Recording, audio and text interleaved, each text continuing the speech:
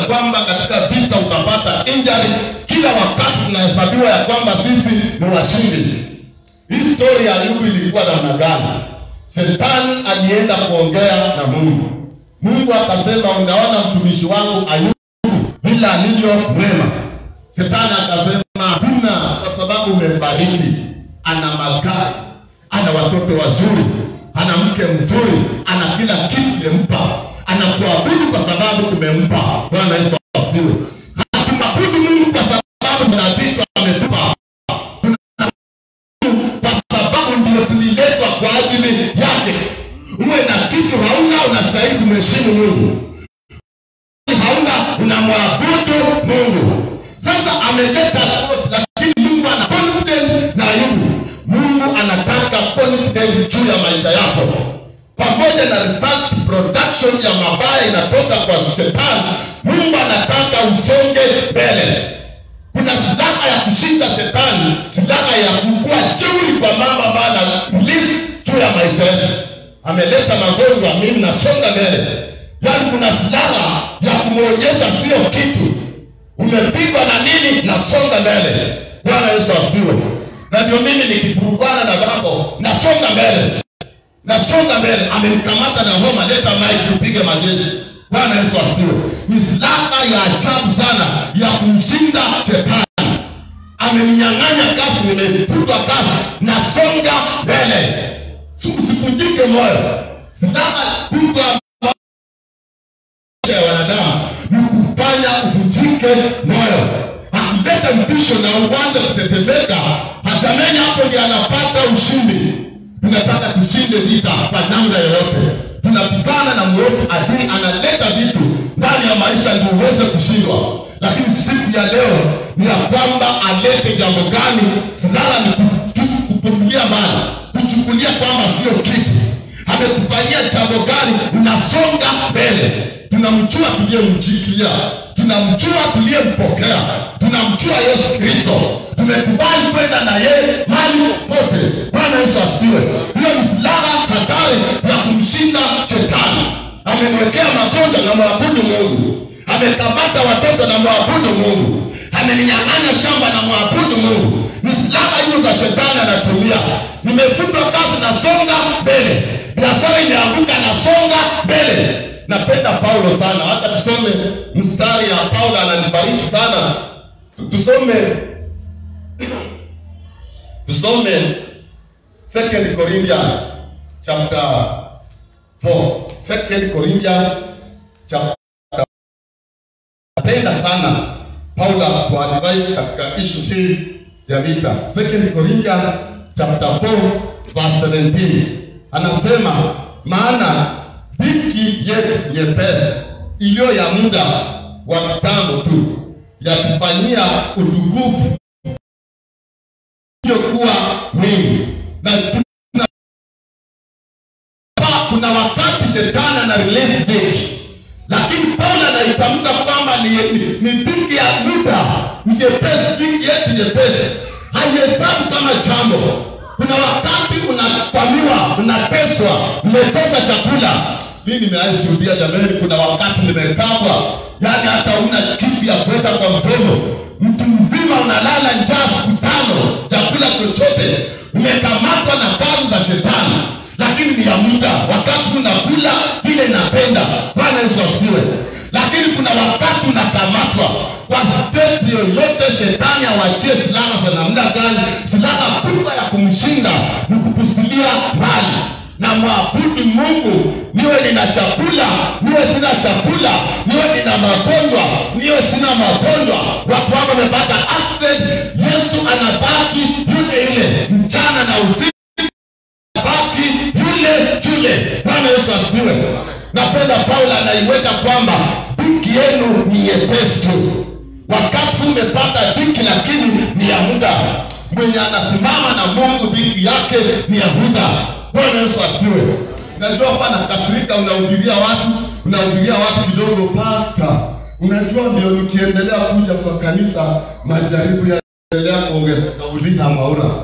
Tumeshaenda na Maura kwa mifungo. Wakati unapiga ndio mapepo yanainuka. Yaani kainuka sasa ile ya ajabu. Unalala yanainuka yanakamata ikukwale, lakini bado tunasonga mbele, haturudi nyuma. Bwana Yesu asifiwe. Silaha ya kushinda vita ni wakati ibilisi akiinuka, tunasonga mbele. Mimi napenda sana Uhuru Kenyatta kwa jambo moja. 2010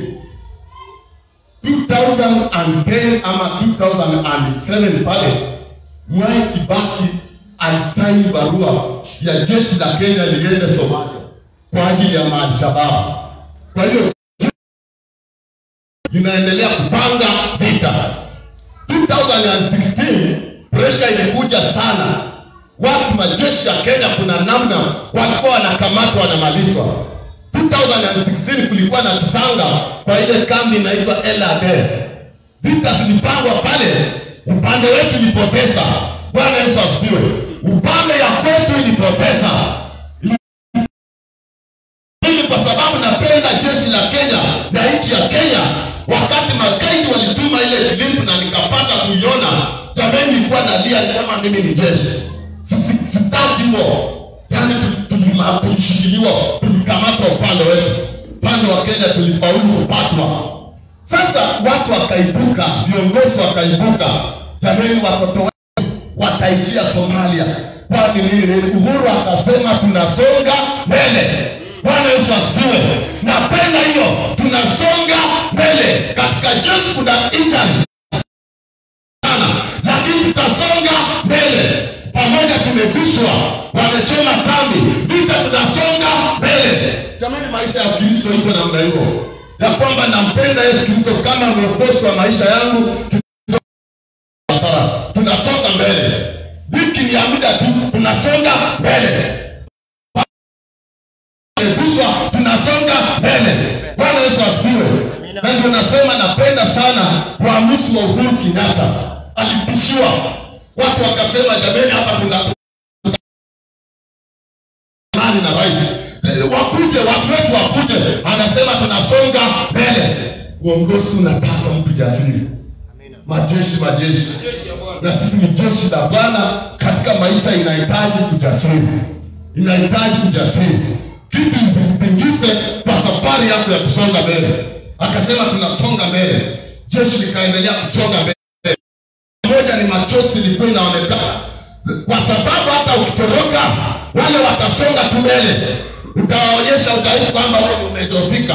Tukasonga mbele na kwa hii bado tunawaweza. Mimi huwa nafuatana nao, nasikia wajamaa katika nchi ya Somalia eneo kubwa sana. Paka pale mimi napenda hata ningekuwa jeshi, business unaendelea underground.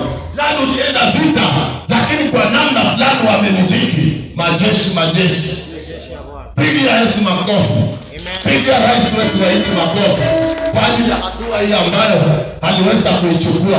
Kwa hiyo tunaendelea kuonekana kwamba sisi tunashinda. Mpaka maiti wanatizika. Bwana hakuna Kenya haiwezi piga Al-Shabaab bwana. Ni kama ina mkono mwingi. Moyo wa simba. Sema ya kwamba simba ni mnyama mdogo mbele ya tembo, lakini ana moyo mkuu. Haushindi vita kwa sababu wewe ni bouncer. Unashinda vita kwa sababu unajua kusonga mbele. Pamoja na wembamba unashinda kwa sababu ya moyo mkuu. Simba sio mnyama mzito kushinda hipo. Sio mnyama mzito kushinda hipo, lakini anahesabiwa kwamba yeye simba wanyama. Yeye ndio kiongozi wa wanyama kwa sababu ya moyo mkuu. Bwana Yesu asifiwe. Sasa nilishukuru kwa ajili ya mimi nimekosa tu kwa issue ya kwamba kanisa lifunge, lakini kwa mambo mengine jamaa anafanya kazi. Bwana Yesu asifiwe. Majeshi yako wapi majeshi?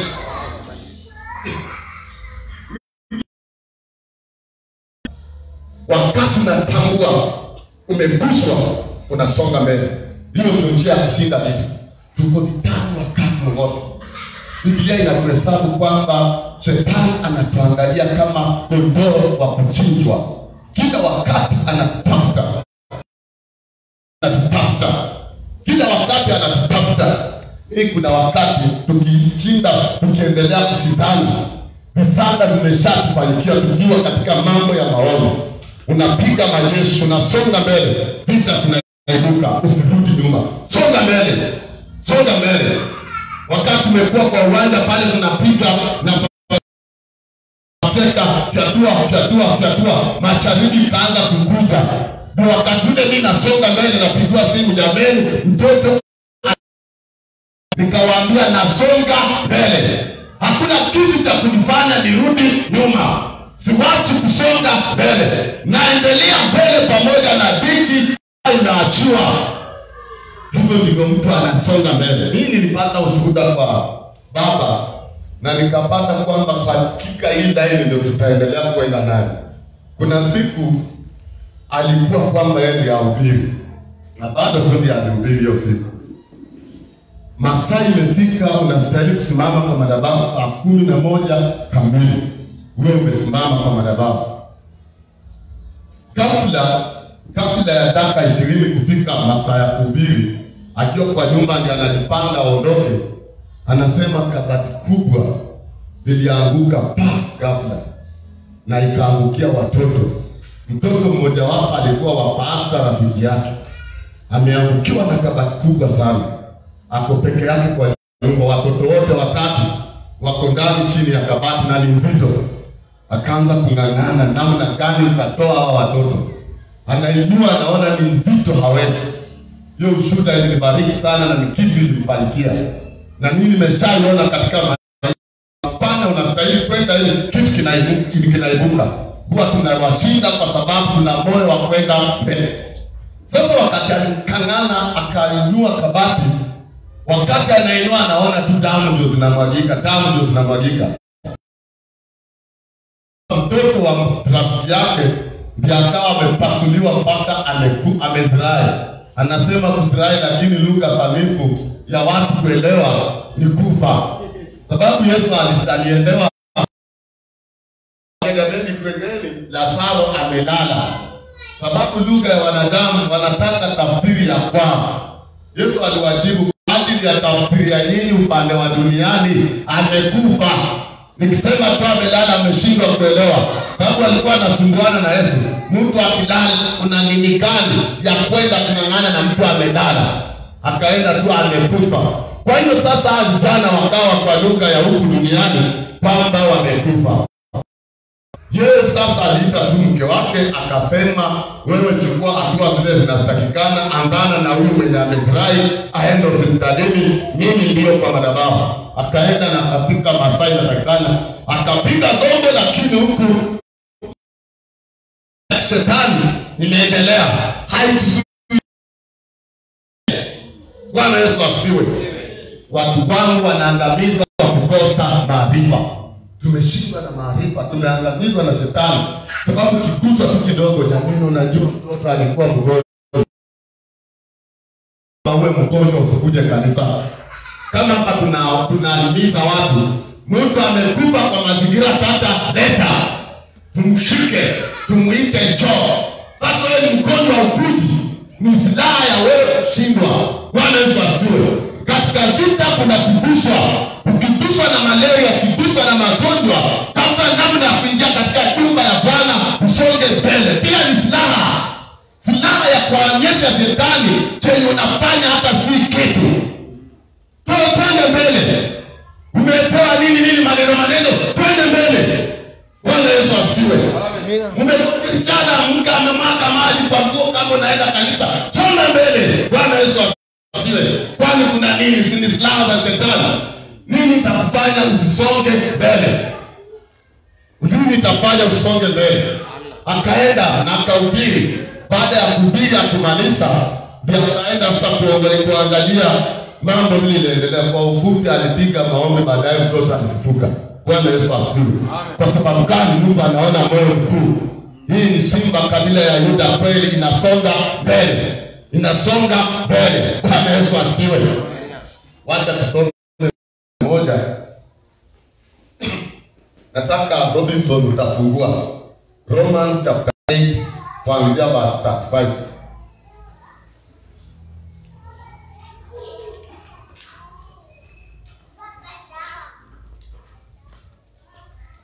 Tutasoma kwa jina la Yesu.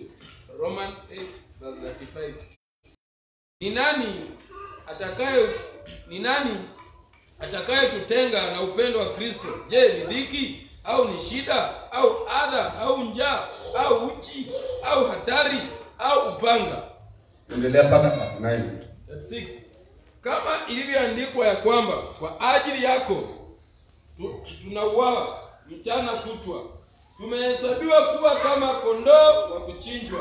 Lakini katika mambo hayo yote tunashinda, na zaidi ya kushinda, kwa yeye aliyetupenda. Kwa maana nimekwisha kujua hakika ya kwamba wala mauti wala uzima wala malaika wala wenye mamlaka wala yaliyopo wala yatakao kuwapo wala wenye uwezo juu wala yaliyo chini wala kiumbe kinginecho chochote katika uwezo hakitaweza kututenga na upendo ulio katika Kristo Yesu Bwana wetu.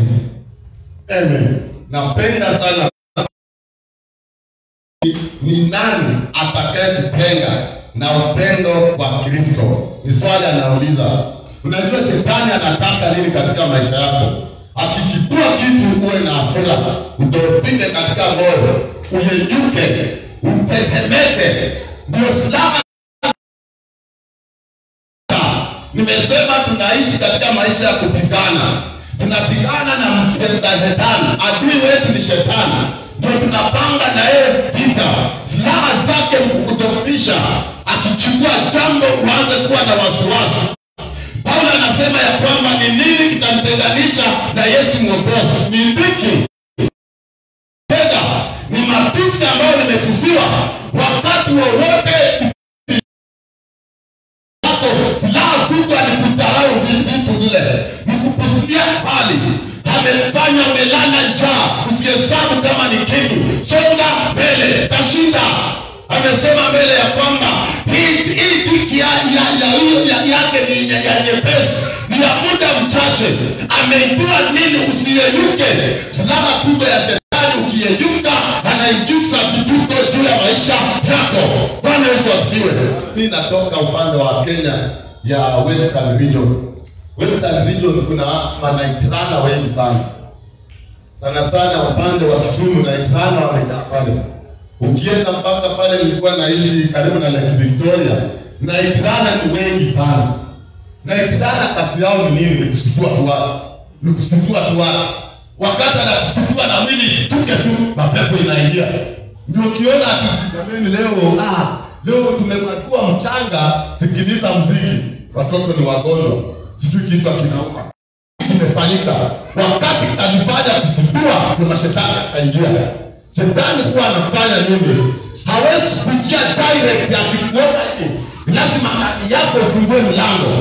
Mlango ni wakati unapata hofu. Ukisifuliwa kupata hofu, anaingia. Bwana Yesu asifiwe. Tulisema vita mbaya sana ni vita ya kuanzia wapi? Ndani. Kumbe hivi ni wanafunzi wazuri. Vita mbaya ni za kuanzia ndani. Sasa hivi kwa kutafuta hapa hawezi kuanza tu kupambana na sisi tukiwa hivi, tukimuona hivi. Hataanza kuawa nikitaka kushinda nitafute mmoja wao kwanza.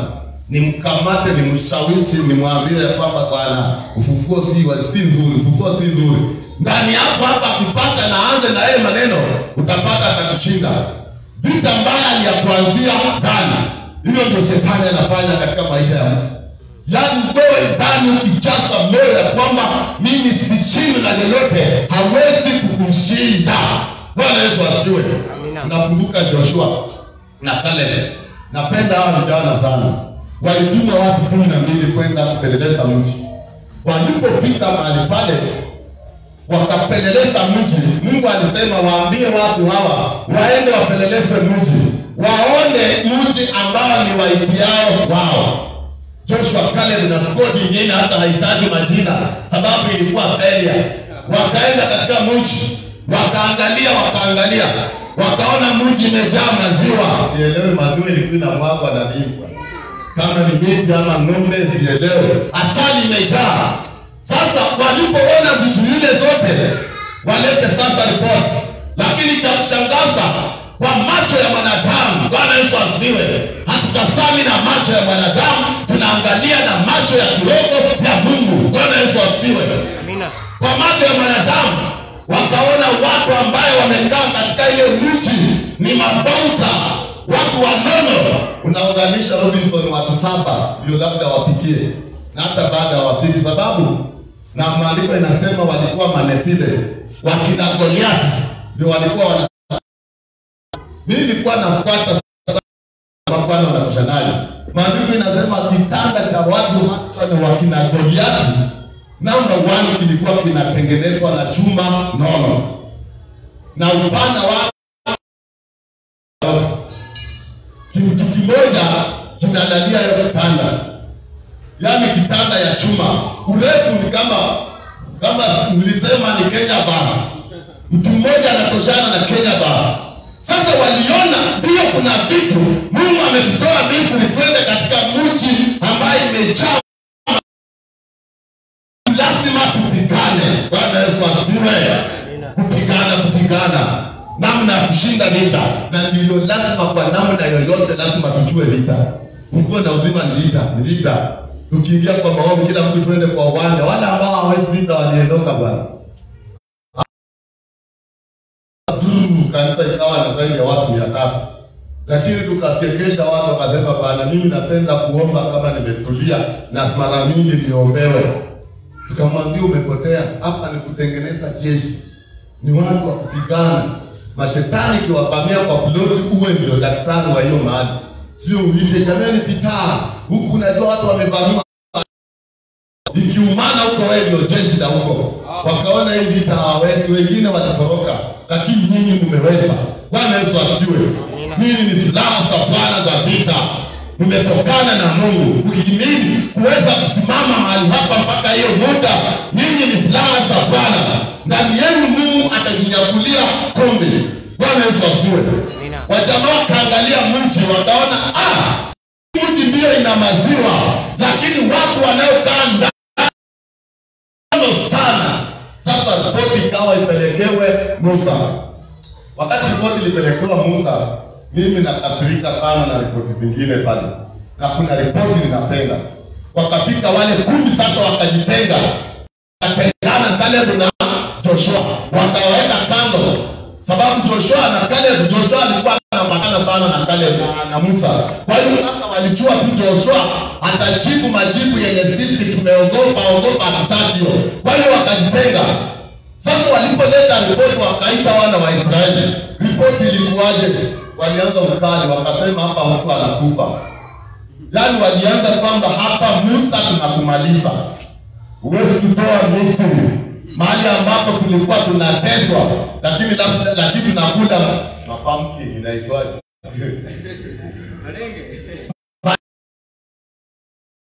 Lakini malenge tunakula. Halafu tumeleta hapa hatimwingi na maziwa, lakini wanyama ndio wako huko, wala hatuwezi kupigana nao. Bwana Yesu asifiwe. Macho ya mwanadamu ilikuwa hawawezi kupigana nao. Sababu mtu mmoja ukimwangalia, maandiko yanasema ya kwamba walipeana ripoti wakasema ya kwamba wale watu ni wanono. Mbele ndio maziwa ndio haya, kitu chakula ni kingi huko, lakini wajamani wanono hatuwezi kuwapiga. Watu wakatembeka wakatishika wakasema kwa hizi time tukitaka kupige na wafasi wenye wanapendana na Musa. Lakini napenda Caleb, napenda Joshua. Wakaamuka wakaanza kujibu kulingana na asili ya mbinguni. Bwana Yesu asifiwe. Nimesema sisi tumetoka mbinguni. Mtu ni roho anayekaa ndani ya nyumba. Nyumba inaitwa kwa Mungu. Ile roho inafanana na Mungu. Je, hamjui kwamba mliumba kwa mfano wangu? Ile roho ya mbinguni italeta majibu. Wakati wowote unapofanya mambo, usifanye na mwili, fanya na roho. Paulo anasema ya kwamba na kwa maombi yetu tuombe katika roho. Ukiomba kwa mwili utashindwa. Mwili kila wakati unaona madhaifu. Bwana Yesu asifiwe. Tunaambiwa kwamba sisi tumeumbwa kwa mfano wa Mungu. Je, hamjui kwamba ninyi ni miungu? Wale juu, lakini mtakufa kama wanadamu. Sisi tumetoka kwa Mungu, majibu tunajibu na sisi wenyewe. Hatutoi kwa sisi za mambo ya mwilini. Bwana Yesu asifiwe. Wakapeana ripoti, acha niwaambie. Hao watu sisi tumewaona, lakini vile walivyo tuna nguvu kuwazidi. Kwa yani yanazidi, ukiangalia wengine wanashindwa. Sasa shida wale wanajibu na asili ya mbinguni. Majeshi hapo ndio kuna ushindi. Na ndio mara mingi tunasema tunapeana life. Hatuhubiri story ya Biblia. Mimi nimeenda Uganda, wanahubiri kama story. Biblia kama story. Yani kabisa wale wanaenda wanasomea mpaka ya the Bible. Ukimaliza una qualify kwenda kufunza the Bible.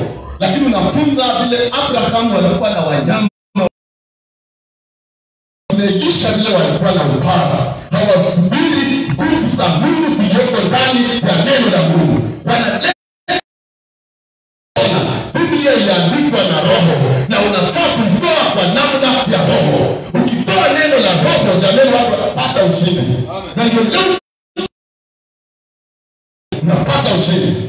Bwana Yesu asifiwe. Amina. Hiyo wakati nilikuja ufana uzima, nikaanza kuchukua neno kwa namna ya Roho. Ndio hata nikienda nyumbani nikapata microphone testing. Watu mimi mchungaji, mambo yote lazima tuombe. Nataka kudhihirisha kwamba kwa hakika kweli mimi ni mhubiri ama nauza tunafanya hapa. Watu wakuje kwa jina la Yesu. Tunataka twende mbele za Bwana. Nikawasha moto kwa damu ya mwana kondoo, na tawala katika ulimwengu wa roho. Kila mashetani wote na wakada. Naona watu wanaanza kuruka. Watu wanaanza kuhema. Bwana Yesu asifiwe. Sababu nimechukua neno kama roho. Nimeelewa neno kwa design ya roho. Nichukua ndani ya roho na toa roho nikitoa nje. Bwana Yesu asifiwe. Haupendi kama la mwilini. Subiri kwa mwilini na ubiri kwa roho. Majeshi. Paulo anasema ya kwamba basi enendeni katika roho muweze kuzipiga tamaa za mwili. Injili hii tunahubiri watu wengi, lakini kuna kuhubiri ya mwilini na kuna kuhubiri ya roho. Wajamaa wakatoa risali, walitoa risali za mwilini, nayo waliapply kwamba vile walivyo. Walitambua mina wasa Joshua, kwamba wao ni roho ilitoka kwa Mungu lakini inakaa ndani ya mwili. Na sasa wakatoa kulingana na uwezo wa mbinguni. Mimi nikiota huwa naruka mpaka bahari. Hiyo ndio uwezo wako. Nani naota naruka bahari? Hata maajabu jeshi la upande wa kuzimu lianza kunitafuta. Mpaka na shindwani nikiamuka kuwa na wazo. Nini Mungu? Hizi jibu zileta hadharani nionyeshe watu kemi. Sababu ninaota nikifuatwa wakija kwa design ya ajabu. Najua tu nataka kuwapanga. Yaani huwa napiga mahesabu hapo za kupanga maadili mpaka nashangaa. Nataka kuwapanga. Nataka niwadeke mbio niwaangelishe kwa ile ghorofa. Sababu si nipana. Vile nipana nataka kwenda hapo, nikifika tu nitasloja tu naruka nyumba ya ghorofa. Wanakwama. Bwana Yesu asifiwe. Yaani ndio uwezo uliumba kwa mfano wa Mungu, uko kama Mungu. Hiyo asili ndio tunataka tuitoe nje.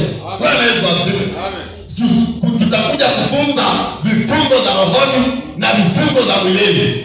Roho akifungwa unaonekana hauwezi, na akifunguliwa unakuwa na uwezo. Roho akifungwa unaona hauwezi, mambo ukija umefungwa hauwezi kuapply. Jamani, ukiokoka ukimkubali Kristo kuwa mwokozi wa maisha yako, unafanyika kuwa mwana wa Mungu. Ukishakuwa mwana wa Mungu, sisi ni mabausa. Ndani yetu sisi ni mabausa. Bwana Yesu asifiwe. Na ndio mimi huwa sielewani na watu ambao wanatengeneza Yesu mkono. Mimi kabisa ningeamua chora Yesu, hakuna kitabu kingetosha. Sababu mimi nawaza Yesu ni kibausa. Bwana Yesu asifiwe. Ndani yetu sisi ni mabausa. Tuna uwezo. Sababu sisi ni asili ya mbinguni. Tunatokana na Mungu. Kama Yesu Yesu alivyo ndio sisi tulivyo. Sisi ni wana wa Mungu vile Yesu ni wana wa Mungu. Bwana Yesu asifiwe. Uwezo wetu ni kama wa Mungu. Yaani maandiko yote nasema namna gani? Mkiwa na imani kama chembe ya haradali, mtaambia mlima huu ng'oka na utang'oka. Tuna imani hata zaidi ya chembe. Kabisa. Unaona imani tuko nayo ni zaidi ya chembe. Unaona wakina Petro walikuwa wanaona Yesu live. Paka Yesu anafanya mauzauza pale, watu wanapata nini mikate. Yaani mmekosa chakula watu 5,000, mikate inaondoa mikate wanakula mpaka wanawacha. Sasa pale hata adui hapo sasa tutaenda mambo ya imani kupata. Sisi sasa kuna imani bado. Lakini baada ya jamaa unafika tu wameenda hata kuvua samaki, wamewachana na Yesu. Unafika Yesu ananyorosha kidogo, Petro mimi si mchungu. Kwa nini tusiwe na imani kualiko? Bwana Yesu asifiwe. Tuna imani zaidi ya chembe, lakini sasa kucheza ndani ya imani ndio ishi. Hapo ndio vitu zimejificha, na ndio sasa katika nyumba ya kuona uzima kwa vyovyote tunajaribu kutengeneza watu wajue Yesu asifiwe. Hapa sio mahali pa pasta na mke wake ndio wana nguvu, wanaweza omba mapepo yaje yatoke. Hapana, ni kila mtu. Yaani ukichukua maneno haya itaplani ndani yako. Mimi wakati nilipatana kuna pastor Jinja kidogo, hata bado sijaelewa mambo, nianza tu napigia mapepo mimi mguu chini. Wanaambia watoka sasa hapo, kwa nini nisisonge mbele bwana?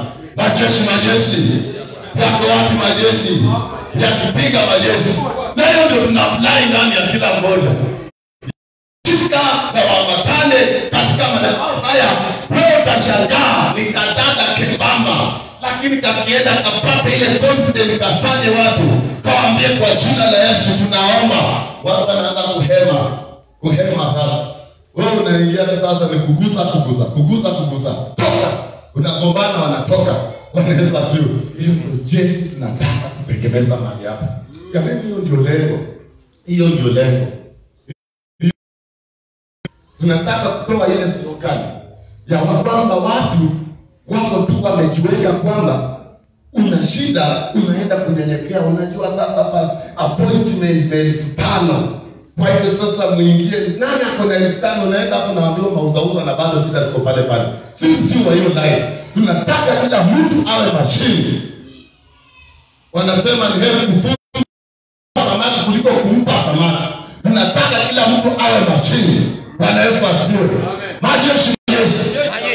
Wajamaa wakajibu kulingana na Roho. Wakapeana ripoti ya mbinguni. Pamoja ni wanono tutawapiga kwa jina la Yesu.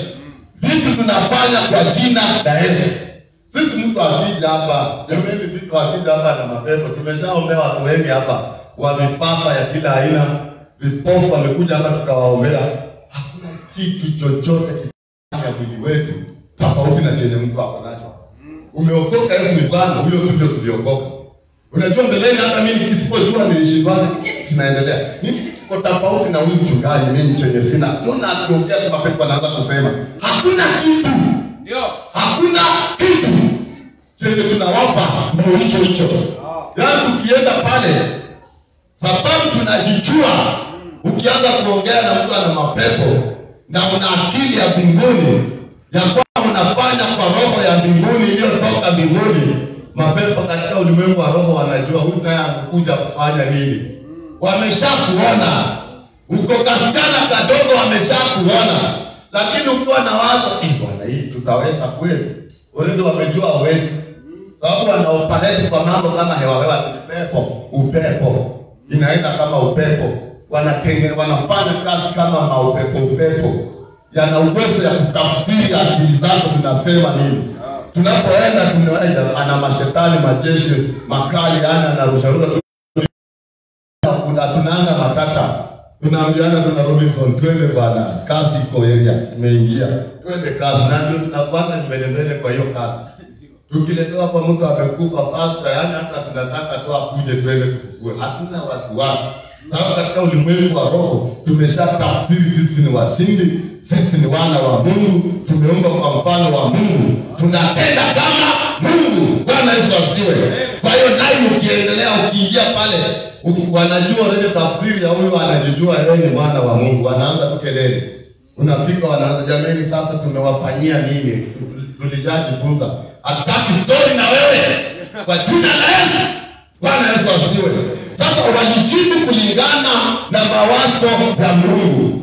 Na ndivyo tunasema ya kwamba lazima mtu aumbiwe mawazo ya Mungu. Uanze kuwaza kama Mungu. Bwana Yesu asifiwe. Unatenda kama Mungu. Wewe ni roho alitoka kwa Mungu. Kama tu vile Elia alienda mbinguni, lakini baadaye Mungu akatuma Elia kwa ajili ya kufungua njia ya Yesu Kristo. Lakini Elia anakuja na anabadilisha jina, wakamuita Yohana. Maandiko yanasema vizuri sana. Alikuja Elia lakini kama jina Yohana. Roho ni ile ile, lakini unajua Elia alifanya kazi mpaka akaenda bila kuonja kifo. Maandiko yanasema ya kwamba wakati walikuwa wanafuatana na Elisha, kukafika gari la moto likakuja likamtenga Elisha, kambeba Elia akapepea. Sasa huyu Elia ni mabausa wa kazi. Yaani wale ndio walishikilia kazi ya Mungu. Mungu akapendezwa tena kurudisha Elia. Sasa wewe utaenda uifungue njia ya Mwokozi Yesu, na sisi na yeye. Bwana Yesu. Elia walitamani kuishi maisha ambayo tunaishi.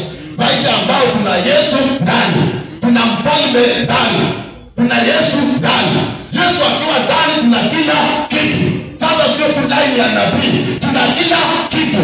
Na ndio sisi hapa tutembea ya kwamba ni nabii, sijui ni apostle. Tunatembea tukijua tuna mfalme. Ana kila jambo.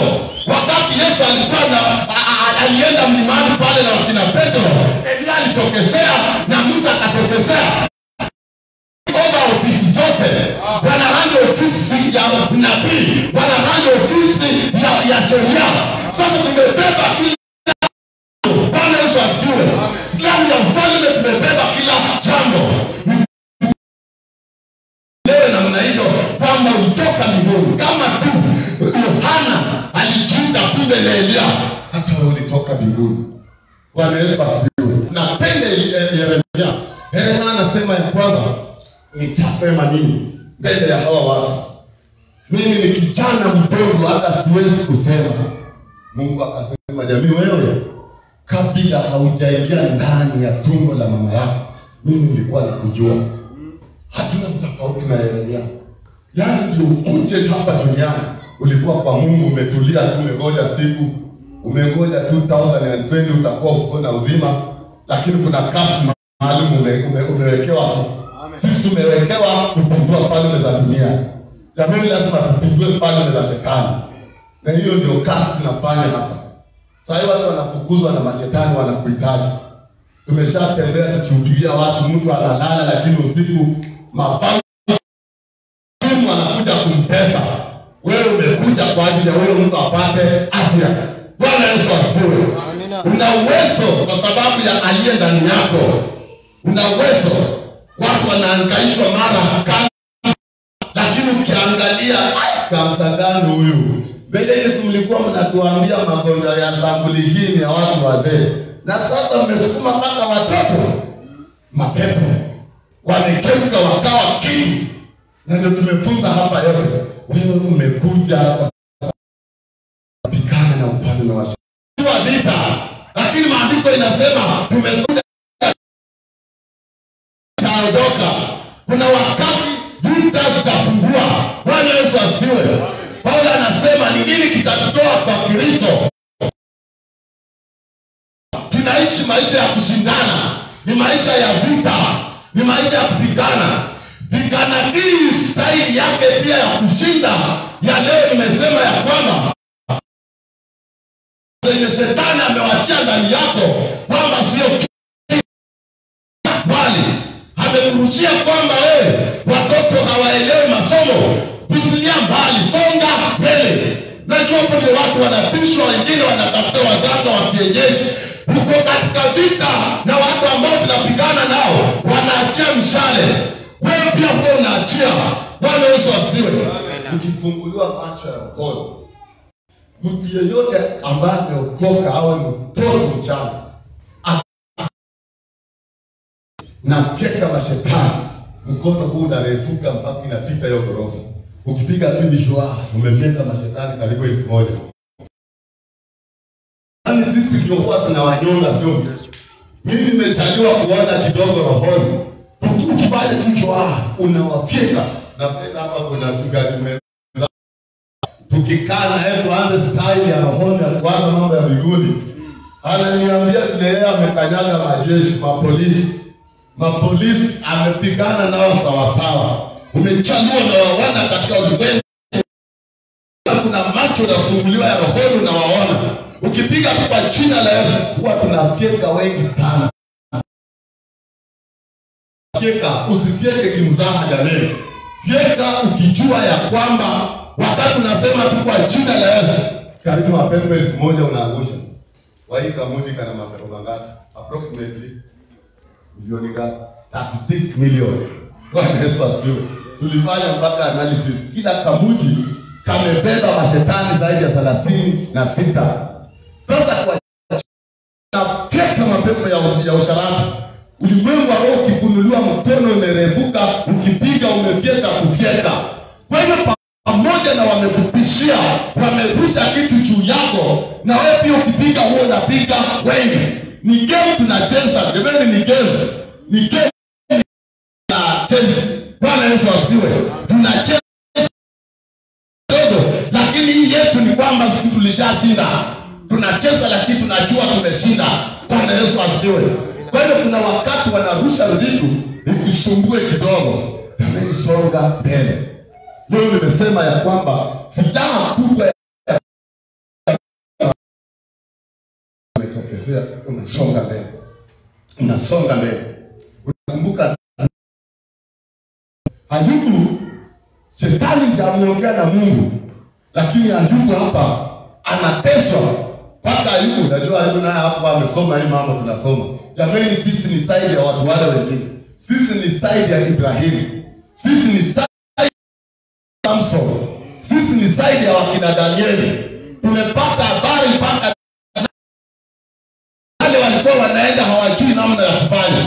Wakati Ayubu anaangamizwa na yaani maandiko inasema ya kwamba ni shetani, Mungu akampa ruhusa. Ayubu nampenda kwa sababu ninamuelewa. Kama unadhani ni mauzauza, enda umjaribu. Shetani ameambiwa na Mungu enda basi, lakini roho tu ndio ufukuze. Shetani alikuja na mauzauza zake jamani. Mara watoto wamekufa, mara waseba wameiba vitu, mara wangamia zimechukuliwa. Konja imekamata Ayubu. Ayubu jamani ilifika mahali akasema jamani, tupate tu mazuri kwa Mungu, lakini mabaya tafsiri yake anamaanisha ni Mungu ameleta. Mambo inayoletwa ni ya shetani, si ya Mungu. Si ameongea shetani na analeta. Upepo inakuja tu papa nyumba chini. Wangekuwa wanasayansi wangetafsiri aje? Wangeita turuba. Na wapee jina hapo la kisayansi, sijui inaitwa masayansi na maneno magumu. Pero hapo jina na mpaka waseme na ilikuwa na uzito wa tani. Hiyo upepo sio mchezo bwana. Sasa ukipotelea pale ndio umeliwa. Wamekuja na mazingira ya kawaida ya kwamba tukikuja na upepo wa tani, wanatafsiri inaangusha inapiga nyumba. Wanasema hiyo upepo sio mchezo. Sasa akili inabaki ni upepo wa tani, sio shetani ametenda. Ayubu alikuwa amepotelea pale. Jamani, tupate tu mambo mazuri na tusipate mabaya kwa Mungu. Wewe unasema unaona wapasta hawajaelewa hii mambo. Wanaenda mtoto mshahara ya kwanza amenulia mama yake leso. Mtoto umefanya university, niliuza shamba yote. Mshahara ya kwanza umenunua kwa mama yako. Alafu achao wanakuja kucheza sere. Mchungaji kipofu anasema Mungu ametoa na Mungu amechukua. Mimi nikiwa hapo na fyeka. Bwana Yesu asifiwe. Na ndio maombi kama hapo watu kama wenye ufuata uzima kufika pale wamekuona Injili. Jana wanachungiana tuna wewe jamii jamaa songe kando bwana. Tunataka kushika haraka. Tunataka na kwa jamii wakati nilijua tu kidogo. Nilienda nyumbani Matanga. Nikafika kama mtoto amekufa. Mtoto mchanga sana. Sasa wale jamaa waendani kabisa. Hana mchungaji na ni waboma. Wakasema jamii nisipige. Wachungaji wanatuangalia nini? Si mtoto wetu hapo atafanya mazishi.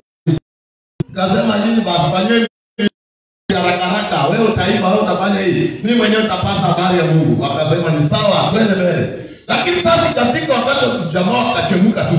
Bwana haraka. Eva. Huyu jamaa mlikuwa na nataka at least tupige wachawi kidogo. Watu wameanza haraka kuzika haraka. Jamii ukiona mtu ameenda amekufa kwa hii maisha ya hata hajafikisha miaka imeenda hata hajafikisha 70. Kuna mchezo ya watu inafanywa. Kuna watu wanajua kucheza na maisha ya watu. Katoto kamemaliza shule kandio kanataka ka promote familia wamekachukua kwa njia ya ajabu. Halafu watu wanatafsiri Mungu amechukua. Hakuna kitu kama hiyo. Na ndio sisi tumekuja. Jamani sisi sio kama watu wengine. Tumekuja kupiga life. Bwana Yesu asifiwe. Mambo tu ya watu wamefanya na ili mtu anaenda tu ovyo. Hakikisha kileuma akaenda. Sisi lazima tufika hapo tuchunguze tuangalie. Hapa kunaendani lazima tuite Bwana. Uko wapi? Mtu ni roho. Kwani Yesu alifanyaje? Yesu alitambua jamani ni nyumba tu.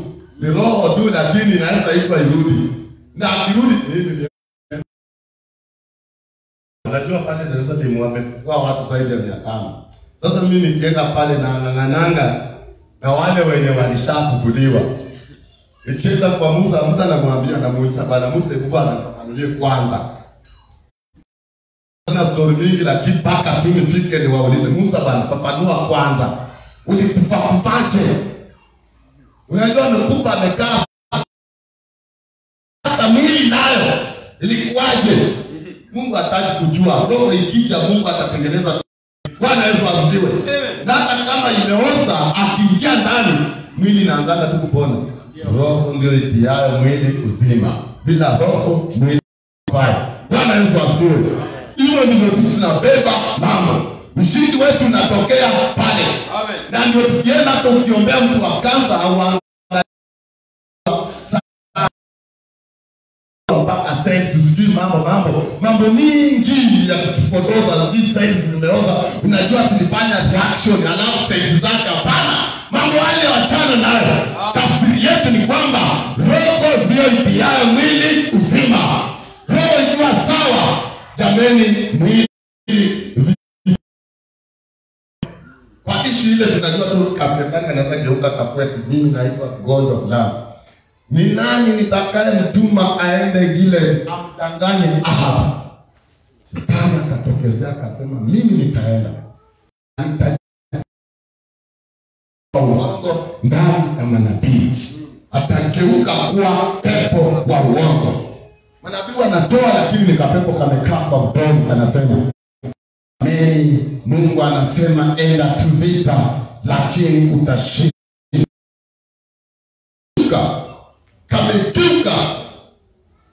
Kamekeuka. Funza fungulia tambua pepo anaweza geuka kwa kiti. Ama yeye mtachanganyikiwa mkienda hivi kama mbao. Mimi sitaki mtu akufua akienda pale akae kama amezubaa. Yaani pepo inageuka inakuwa kiti. Sisi tunaikalia kwa jina la Yesu. Wewe unajifanya kuwa kiti, tutakukalia. Paka hata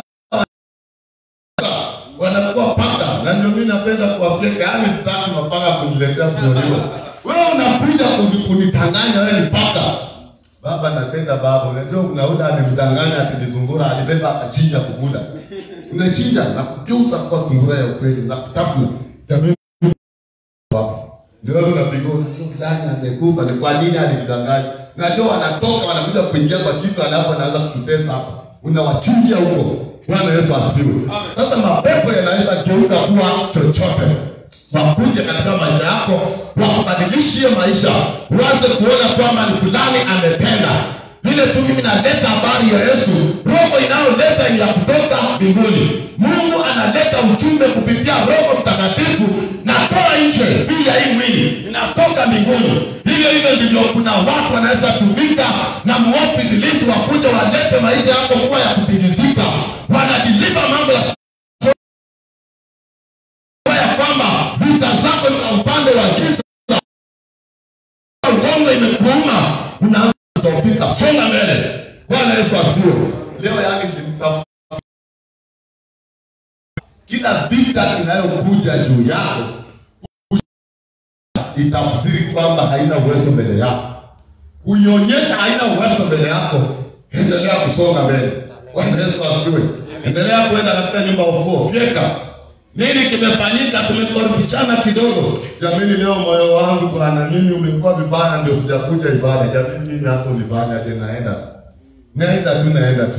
Unajua si wahubiri wakati napanga mahubiri hivi zinatokeana. Ati sikukwase moyo fanye nini ili na kwenda mbele. Sasa tunajua tuko vitani. Wako hapa upewe ibada sana ya Sunday. Utaona vituko, lazima chochote kinaweza kufanyika kupitia popote pale. Bwana Yesu asifiwe. Petro alifanya mambo mpaka katika kindi ni Mungu aliye amekufunulia. Watu waliuliza Yesu alijaribu watu, anasema watu wananiita kwamba mimi, watu wanasema kwamba mimi ni nani? Majibu wakina Tomaso wanatoa majibu, wanasema wewe ni Elia, wengine wanasema wewe ni Yeremia, wengine wanasema wewe ni nabii tu ametokezea. Na Yesu akasema kwa nyinyi mnaniita kwamba mimi nani? Bwana Yesu asifiwe. Watu wakaja naitwa Petro Peter. Bwana Yesu asifiwe. Wa roho jana naleta majibu wakati natokezea tu dunia habari ya Mungu. Petro akajiamini, kwa hii style mimi natoa jibu pia. Watu wamesema lakini mimi nasemaje kuhusu Yesu? Mimi akasema wewe ni Yesu mwana wa Mungu. Petro akamwambia kwa hii style ni Mungu sema, na katika mwamba huu talijenga kanisa. Amina. Mwamba gani? Unajua watu wanaenda, unajua sawa watu wanajenga mifupa ya Yesu ni kolektiwa kulingana na hiyo point. Sasa watu wamejenga kwa Petro kwa mifupa.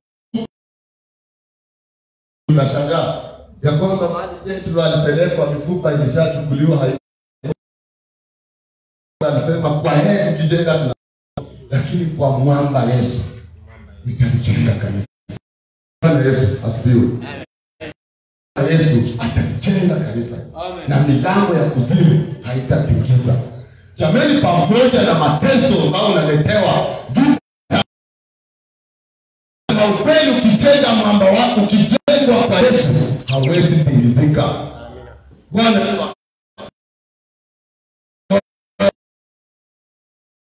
moyo mkuu, kuwa na moyo mkuu, wavushe wawa, moyo wa ushujaa, wavushe ni wewe nani? Wewe kwa na moyo mkuu. Lakini Joshua anaenda kupigana na mababe wakina Goliath, anaambiwa wewe songa mbele. Wewe songa mbele, akafika Yordan. Pale akangojea Mungu, lakini Joshua anaambiwa tembea ukisonga mbele. Ukifika Yordan Mungu aseme ni maneno ya kusonga mbele. Alifika ndani akaanza kusafari. Kasema huyu ni baba Bwana. Huyu anajielewa ni wa kutoka mbinguni. Kutoka mbinguni. Kwani na ile style ya Musa, ngoja Mungu atende. Bwana Yesu asifiwe. Unataka kufanya nini? Songa mbele. Tokezea. Usingoje Mungu atende. Mungu jamani, Mungu tunafanya pamoja kazi na yeye. Mungu anataka wewe utende. Bwana nitaenda Mungu akinijalia. Mimi na jamani nampenda sana, lakini ameshikwa na anangojanga Mungu anifunulie. Mungu anataka uchukue hatua, ufanye kazi. Umeteswa vipiko vya vita, songa mbele. Songa mbele. Yesu hata kujua na mashida. Tunamwamini Yesu hata kujua hatujakula. Tunasonga mbele katika mpaka kwa kifo, tunaenda nini kitamtenganisha na Yesu Mwokozi? Tunasonga mbele. Paulo anasema ya kwamba tumkubali wakati wa raha na wakati wa shida tumuondokee. Tunasonga hivyo hivyo. Tunasonga mbele. Tunasonga mbele. Jamani, hiyo ndio style ya kushinda vita. Kama pepo kutambua kwa hiyo line, wakaendeaza kwingine. Hiyo ndio mimi siri. Yaani mimi nilikafsiri ndani yangu ibada ni kila siku ya ibada. Magonjwa ikija inaona tu tafsiri ya rohoni yenyewe inatoroka huja muwezi. Huyu ni babe. Hivyo ndio tunachesanga na mapepo. Hivyo ndio vita. Kwamba nimeshadecide ni kusonga mbele. Ni kusonga mbele. Wanachambua namna hiyo. Amen. Tunataka tusome mstari mwingine alafu tusome mbele. Galatia chapter 6 verse 7. Wagalatia 6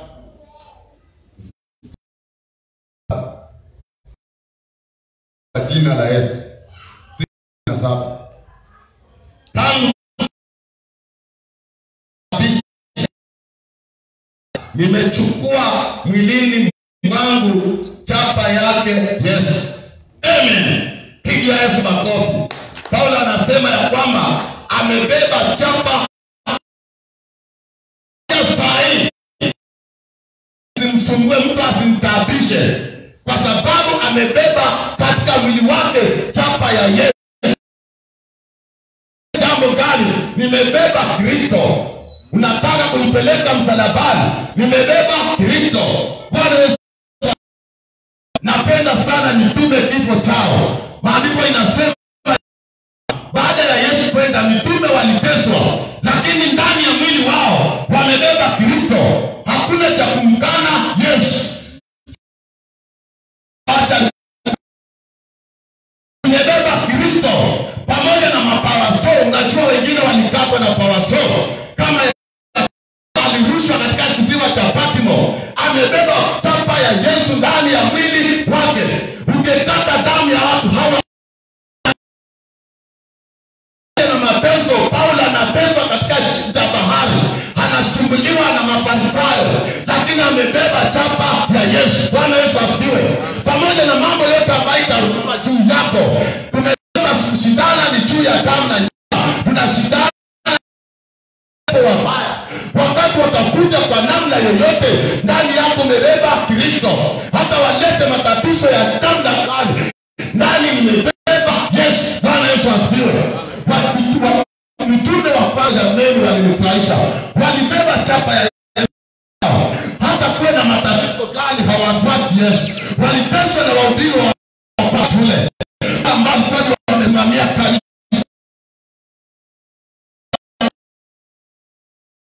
Mmoja akafungwa kwa gari la wanyama akiburushwa, lakini bado anasonga mbele. Kumbuka Danieli, wakati kiliumana, Danieli anasema hakuna kuabudu sanamu. Pamoja na mfalme ametangaza atakayesa kuabudu sanamu ndani ya tundu la simba. Danieli alisonga mbele. Bwana Yesu asifiwe. Wakati sasa walitangaza ni hatari, Danieli ilifika sasa, anaomba kwa jina la Yesu na amefungua milango watu wasikie. Sasa sio ile kwa Yesu, Mungu nisamehe, hii nilikosea nini? Wawa Mungu unasonga mbele pamoja na matatizo. Alifunga milango kwa Mungu aliye hai, anamwabudu Mungu wake. Wakatangaza Danieli akamatwe, akakamatwa, mateso ikampata, wakarusa ndani ya tundu la simba, lakini bado aliishi. Bwana Yesu asifiwe. Kumbuka Stefano. Unajua wakati tumechukua chapa vita hizi tunasonga nazo mbele hata kama itakuwa kuzimu. Kwa shimo. Naenda tukiwa na Yesu Kristo. Umuhimu huwa tunapata ushindi. Unasonga pressure unaenda. Mimi nimefanya kazi dediki. Na hii mambo ni kama ilikuwa imenianza kitambo. Yaani mimi Mungu nisitua hata kama wewe ni manager wa kampuni. Unipishe. Hakuna unipishe. Yaani hapo tu mimi nilijuaka hapa kabisa mimi kuja hapa. Nilitambua kwamba kampuni iko hapa sababu yangu. Nikikosa kuapa kampuni haipo. Ndio tafsiri yangu mtu wa mbinguni. Nilikuja lakini ninaweza ishi hapa. Hii kampuni iko hapa ndio mimi ninamie. Na ndio nikafanya kazi mpaka watu walikuwa wanadhani kwamba mimi ni mtoto wa bosi. Hakuna, ni kujitambua. Bwana Yesu. Sasa wakati huo waliona shida. Sababu wamezoea kwamba lazima watu wainane. Mkubwa leo nimekubebea 2000, mimi hakuna hata shilingi. Kwanza namwambia ukicheza na kufieka bwana. Wanakasirika wanasema mmoja alisa. Najua umana kiburi sana. Huyo lazima namtoa kazi. Na mamlaka ya kutoa, lakini mimi nina mamlaka. Nina mamlaka ya roho. Na mtu ambaye ninamwamini pamoja na matatizo yote, chapa ya Kristo iko ndani yangu. Namwambia ya kwamba nataka Roho Mtakatifu ananiondokea. Niliuliza supervisor, unataka Roho ananiondokee bwana? Bwana namuendea, unataka Roho Mtakatifu? Ile unasema sitafanya. Yeye akasema yake. Mimi hakuwaambia watu kweli. Yeye alisema tu huyo mwana nini? Mimi nilikuwa nataka kufuta wakati nilishika kalamu, nilitetemeka jazi katoka yote. Anashuhudia watu. Kumbe mimi najua nini kilifanyika. Vijana walimtembelea. Bwana Yesu asifiwe.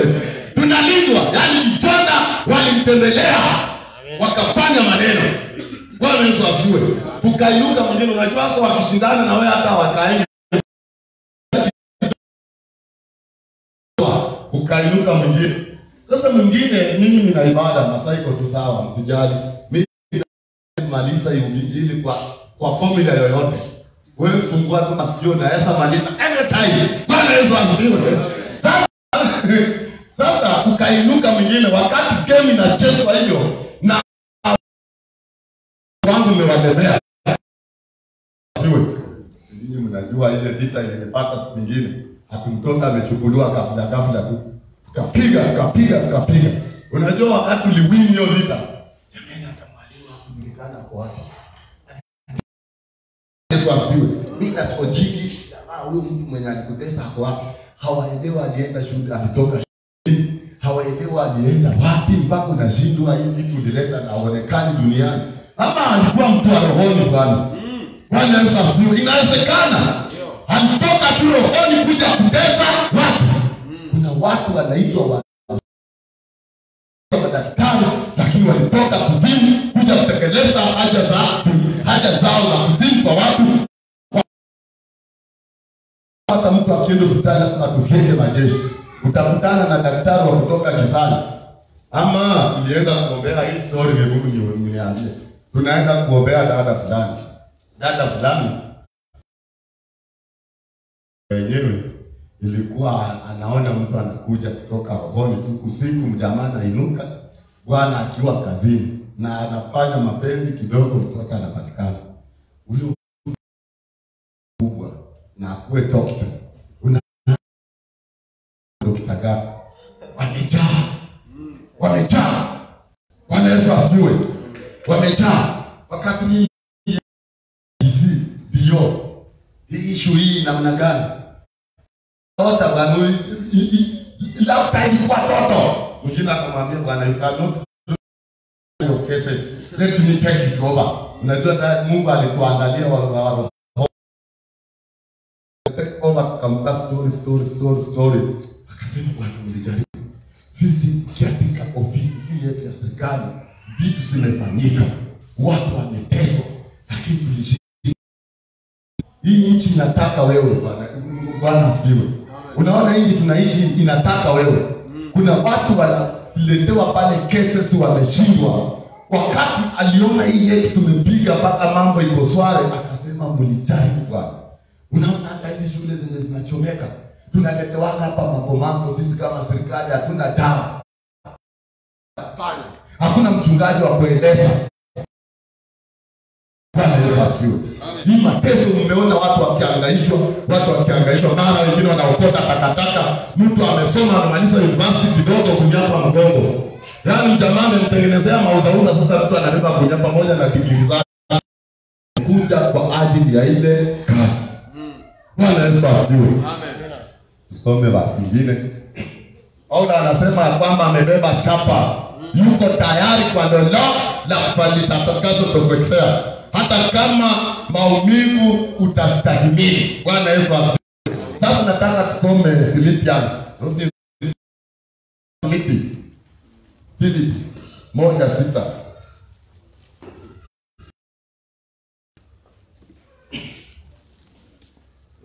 Tutasoma kwa jina la Yesu. Filipi 1:6. Nami nilia hilo hili ya kwamba yeye alianza kazi njema mioyoni mwenu ataimaliza hata si. Unajua ila ambaye alitupa Kristo kuwa mwokozi wa maisha yetu. Wewe kumkuwa mwokozi wa maisha yako sio wewe umetaka. Hatuokoke kwa sababu mimi nilipata. Ninaokoka kwa sababu Mungu amenitafuta akanipata. Yaani ni kwa neema tu yake nimekuwa wake. Paulo anasema ya kwamba kile chenye yeye anajua ni ya kwamba yeye ambaye ameanzisha imani ile ndani yetu ana uwezo wa kuimaliza mpaka wakati Kristo atakapokuja. Bwana Yesu asifiwe.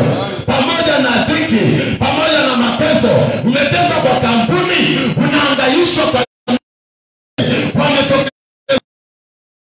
mateso yote na kazi za giza, silaha ni kwamba simama, songa mbele. Paulo anasema ya kwamba ile tu yeye anajua ni ya kwamba yeye mwenye ameanzisha imani ndani yako hana uwezo wa kuimaliza. Hana ushinde vita. Bwana Yesu asifiwe. Hakuna cha kunivunja moyo, hakuna cha kunirudisha nyuma, hakuna cha kunifanya nitopike. Nasonga mbele. Wananikamata wapi? Nasonga mbele. Bwana Yesu asifiwe. Tumesema namna ya kushinda vita. Vita tutashinda kama tunajitambua, kama sisi tunajua ya kwamba adui amekukosesha masomo. Nasonga mbele. Nasonga mbele. Mbele. Unatembea kama mara umebauza kasi ni bado nasonga mbele. Mwenye alianzisha imani yangu hazizidi, anajua ataimaliza. Bwana Yesu asifiwe. Jamani, lazima utashinda. Tunasonga mbele. Majeshi yako wapi majeshi? Tusome chapter 8 verse 17.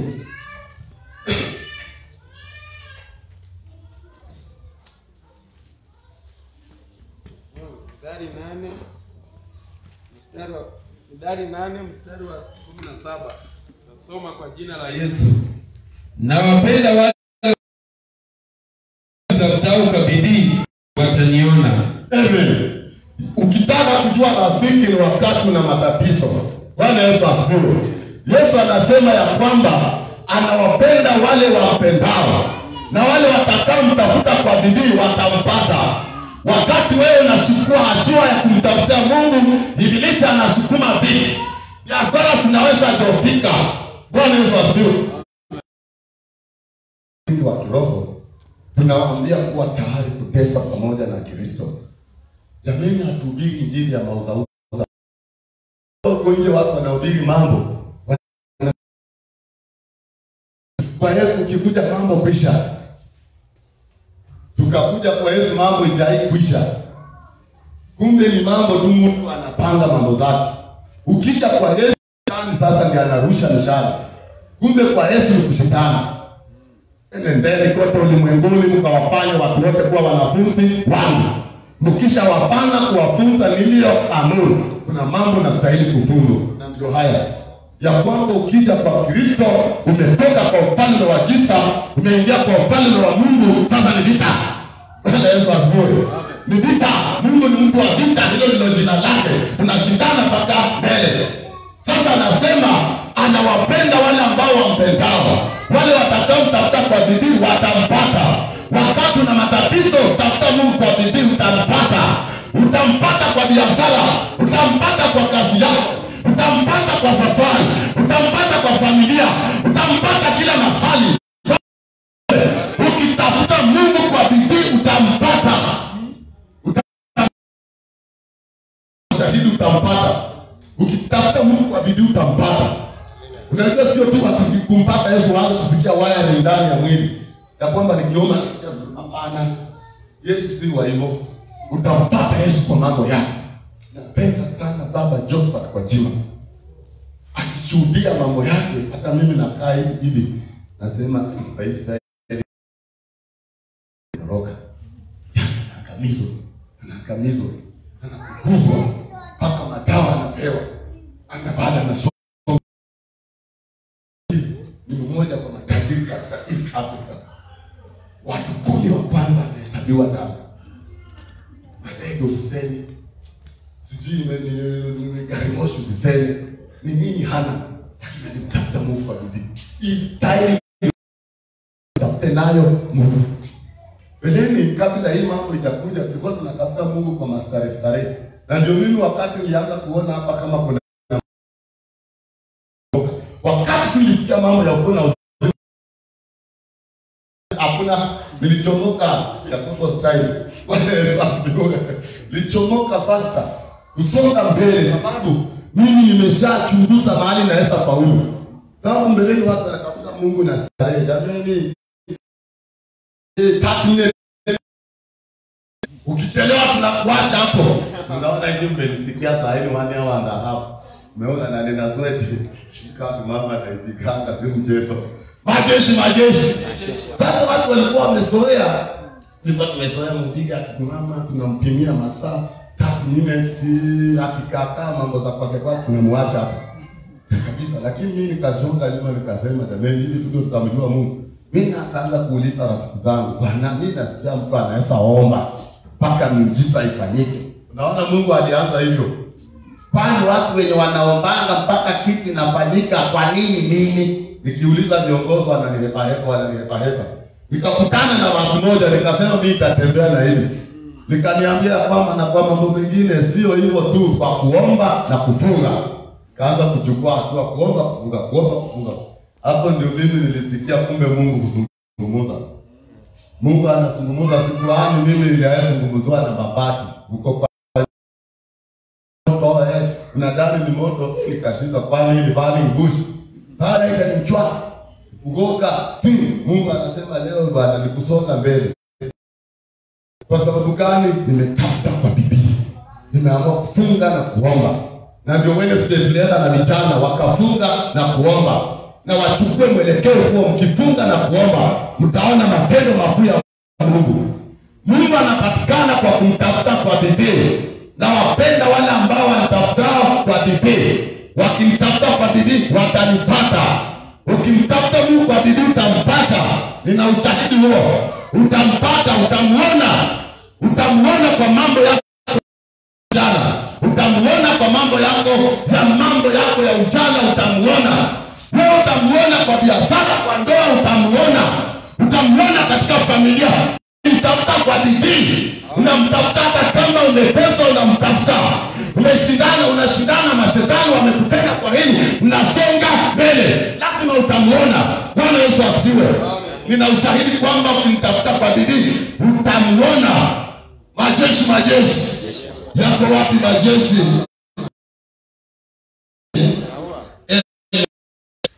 Nataka tusome basi moja Yohana, waraka wa Yohana wa napenda hii basi na ndio tutamalizia naye.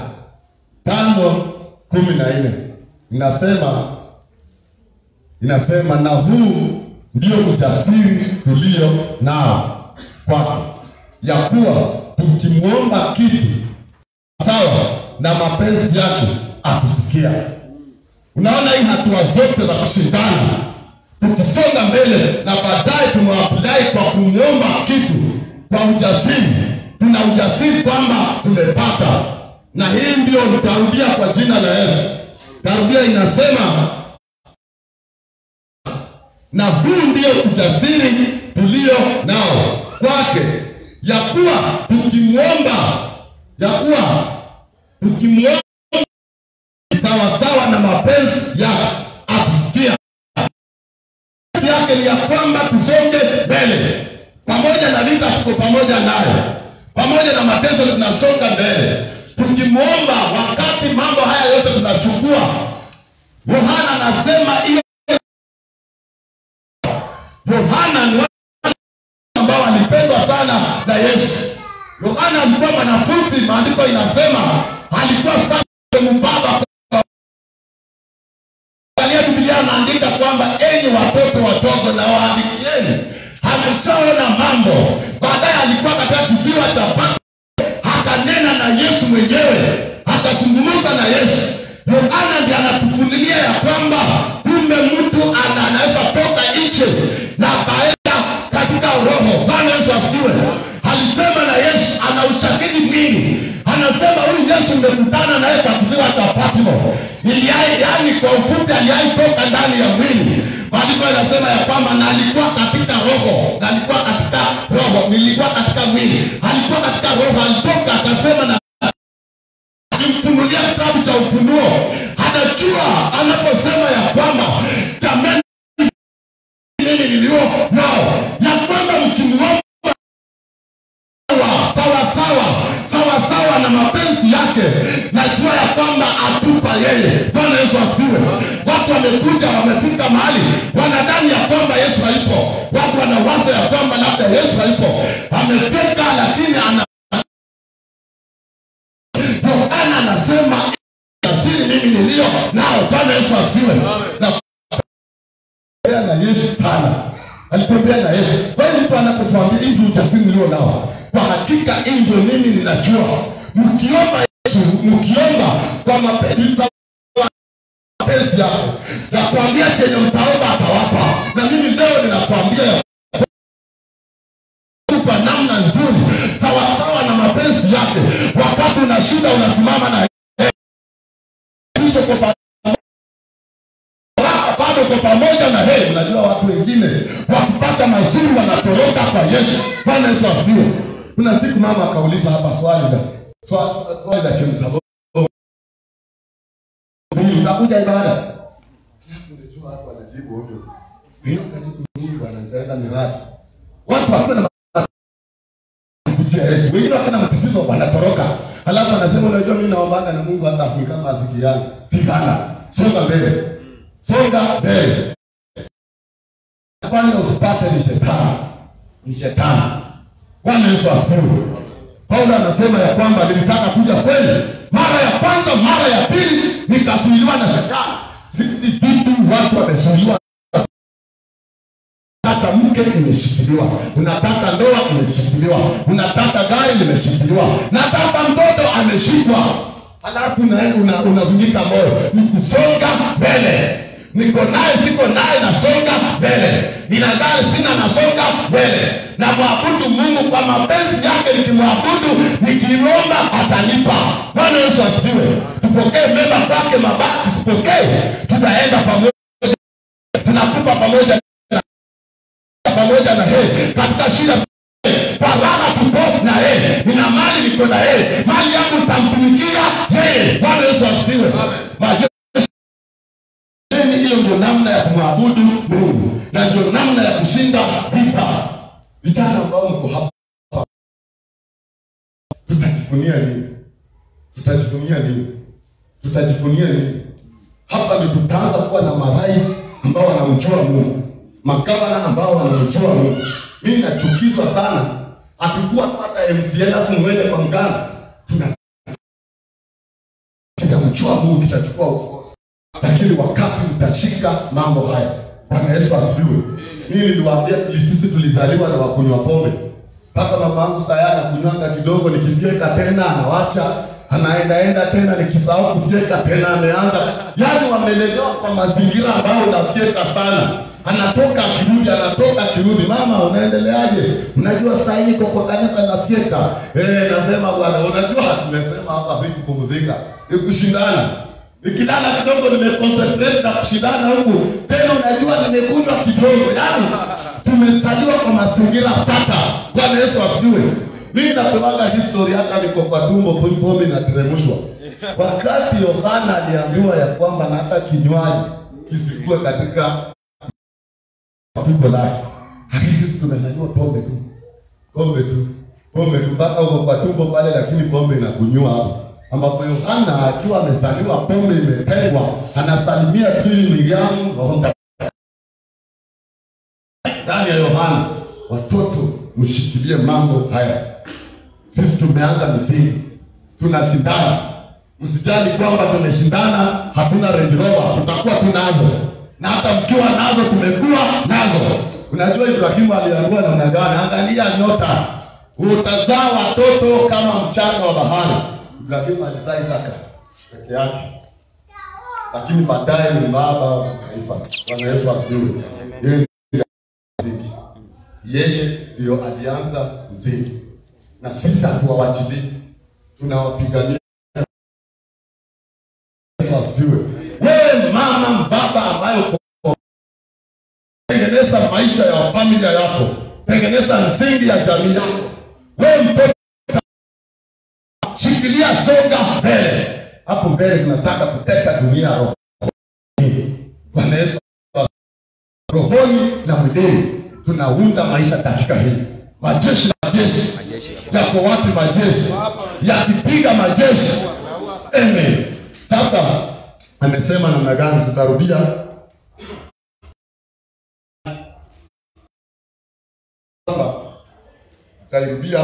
ya kwamba na hii ndio ushahidi nilio nao, kwamba nilio nao kwake, ya kuwa tukiomba kitu sawasawa na mapenzi yake atusikie. Tukiomba sawasawa atusikia. Tukiomba sawasawa, inawezekana watu hawaombi sawasawa. Tukiomba sawa, Mungu anakuhitaji wakati wa shida na wakati wa njaa, wakati wowote. Napenda Paulo anapoambia Timotheo ya kwamba injili ihubiriwe kwa wakati ufao na kwa wakati usiofaa. Hakuna mahali usipeleke injili. Umekamatwa una matatizo ya kifedha, umekwa sana. Unajua hata mchungaji tunaweza ongea zilini mchungaji pepa ingilie vile iliingiliwa Petro. Niambie story. Petro amesema Yesu mwana wa Mungu. Daka kidogo pepo amesema ya kwamba wewe hauwezi kuswa. Mimi watu wasicheze na mimi gao. Bwana Yesu asifiwe. Yesu anasema Petro anasema atasaidia Yesu kwa maboksa, kwa kupigana. Na Yesu anajua wewe bado huwezi saidia Mungu. Akamwambia toka hapa wewe shetani. Akatambua ni pepo. Kwa hiyo unaweza kuwa hata umestangaishwa na labda kiongozi yoyote katika nyumba ya kuona uzima. Usione kama ni yeye. Tambua ni mpinzani wetu wa vita. Mashetani wale wanajua namna ya kugeuka. Wanaweza kutumia mtu. Wanaweza ingia ndani ya mtu yoyote. Wanaweza ingia hata ndani ya mama yako akutusi. Songa mbele. Papote yani. Maandiko inasema ya kwamba fanya tukikuwa na amani na watu wote. Hiyo basi nilipenda sana. Yaani pamoja na kwamba umeishi na watu wanaleta matusi, kuwa tubidi kuwa na amani na wao. Hii inamaanisha anaweza tumika kukufanya maneno. Enda kwa jela. Mimi niliaikuwa mahali mjamaa kawa anafuatiliwa vibaya. Kwa sababu gani? Amerepu mtoto. Sasa amerepu mtoto, sababu mimi nina ufunuo ya kiufunuo, tuna pasta pale. Nikamwambia pasta, jamani huyu jamaa chapa kwamba amerepu mtoto. Wewe wenzetu wa theology hapa. Akasema apigwe. Hiyo ni mbaya. Lakini mimi naye tafsiri yangu nikamkalisha. Soma nataka ujue. Watu kawa wale unaona wako kwa jela Yesu anasema nilikuwa kwa jela, hamkuja kuniona. Yesu nini anatuunganisha na wafungwa na wametenda dhambi? Nilikuwa kwa jela, hamkuja kuniona. Ni kwa sababu gani jamani mchungaji? Ni kwa sababu mtu ana akili siku hizi ya kuchukua roho ya mtu atoe nje, aweke roho ya ujanja yeye ifanye kitendo kibaya, aitoa kisha ya huyo mtu aanze kutandikwa. Jamaa anasema sio mimi na anatwangwa, sio mimi na anatwangwa. Wachungaji pia hapo wapigwe. Hiyo tabia mbovu. Kumbe mtu ni roho, alitolewa ikawekwa roho nyingine ikatenda maovu. Sasa akirudishwa anatambua jamii napigwa bure, watu hawamwamini sababu ameona na macho ya mwilini. Wewe ukiwa wa rohoni ukiwaeleza hawakuelewi. Dunia haitutambui. Bwana Yesu asifiwe. Dunia imeshindwa kututambua. Mimi nimetazama rohoni, jamaa hakuwa amewekwa saa hii, anatandikwa sasa akiwa ndani. Mwenye alikuwa ni mwingine na mwenye amefanya ni jirani, mchawi jirani. Amekufanyia mausauza, mlisokosana jana. Unatandikwa watu ya bure. Mtu ameimba la kurusa na kumba hapo yeye. Wametoa hewa tumia yeye. Hiyo ndio uchanga dunia inatesa watu nayo. Kwa hiyo namna watu wameteswa sana. Bwana Yesu asifiwe. Wewe ni silaha za kuleta ukombozi. Ukipata nafasi ukienda pale, chukua ule mtu kama mwenye amefungwa bila makosa, mtangazie arudi kwa Yesu, aweze kushindana apate kutoa katika vifungo. Majeshi Omba sawasawa na mapenzi yake yeye kutusikia. Yohana ametuambia namna hiyo. Yohana alitembea na Yesu mpaka wakati wa mwisho. Alitembea na Yesu mpaka Biblia anasema ufunuo wa Yohana analeta habari za mbinguni. Ameona huko mbinguni katika kiti cha enzi, analeta mambo ya mbinguni. Yohana ametufunulia mpaka akasema ya hapa duniani za mwili na roho za wanadamu zinafanywa, amezifunua kwamba jameni mnacheza. Watu wako duniani wanacheza na maisha ya watu, wanaweza usa roho ya wanadamu, wanaweza usa mwili za watu ya Brazil. Ametufunulia mambo makuu, na sasa yeye saa anasema ya kwamba hii ndio ujasiri nayo kwake Mungu atusikia. Kuomba neno lolote kwake kwa sawasawa na mapenzi yake. Watu wachao unasimama, wakati wa matatizo unasimama, umeyeyushwa kwa namna yoyote unasimama, umekaba na makofi unasonga, ameleta msukumo ya matatizo unasonga.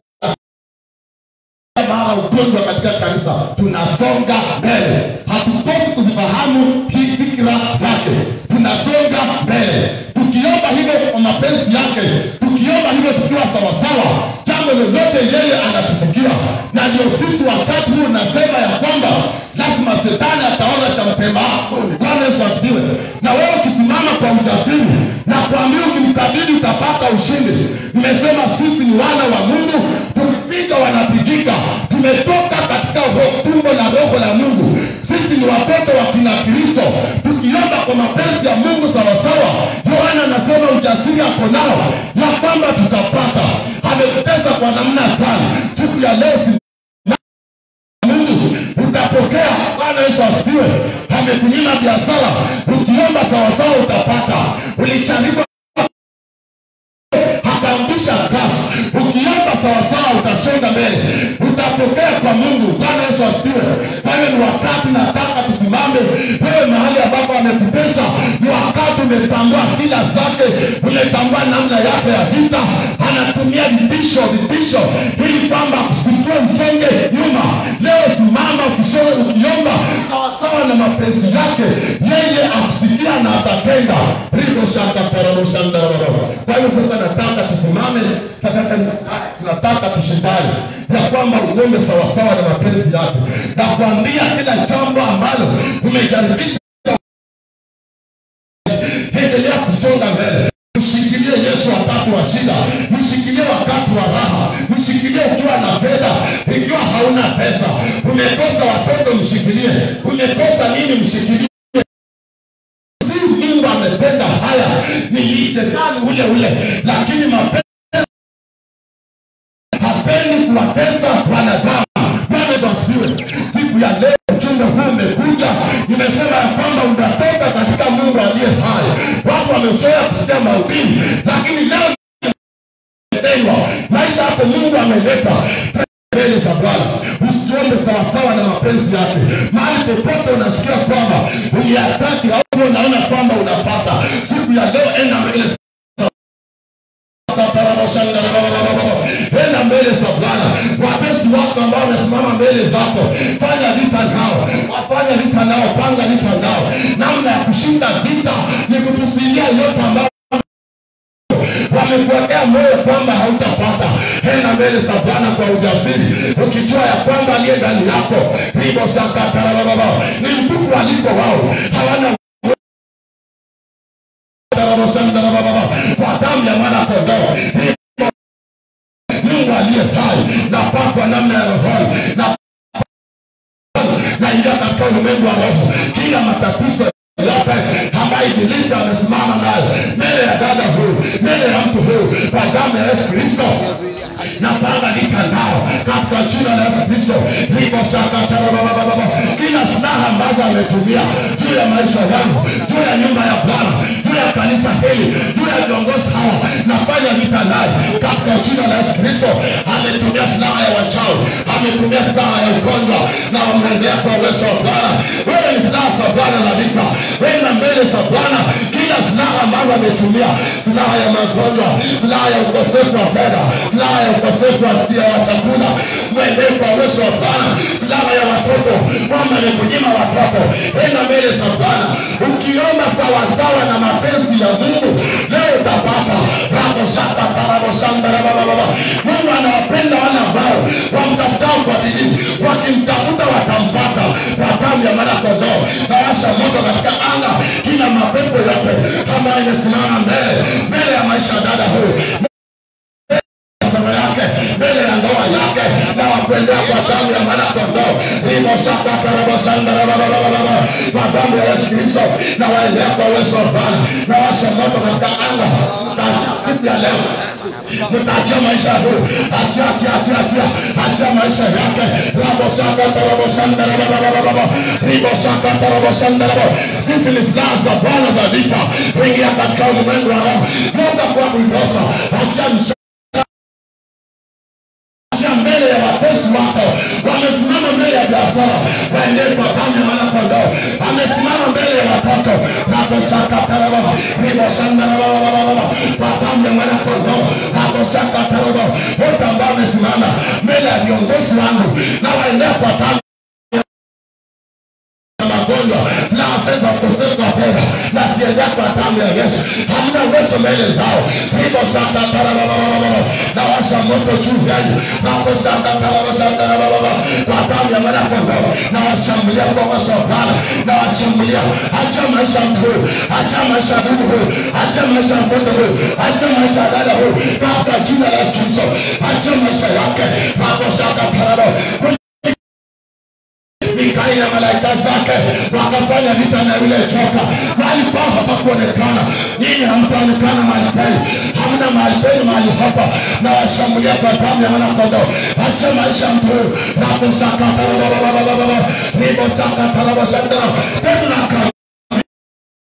Upanga kwa wakati kama huu. Akaambiwa rudisha upanga, ni kwa ajili ya wakati ujao. Chukua upanga wa Bwana ukataa kweli. Kila mashetani,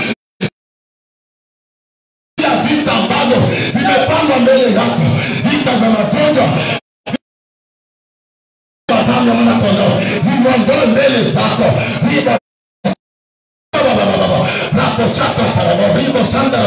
Napanga vita ndani Kenya ambao mnashikilia nyumba ya Bwana, mnatesa watumishi wa Bwana, na waendea kwa damu ya mwana kondoo. Na washa moto juu yenu, na washambulia kwa uwezo wa Bwana, na wakasopaswa kwa uwezo wa Bwana. Achia maisha ya viongozi, achia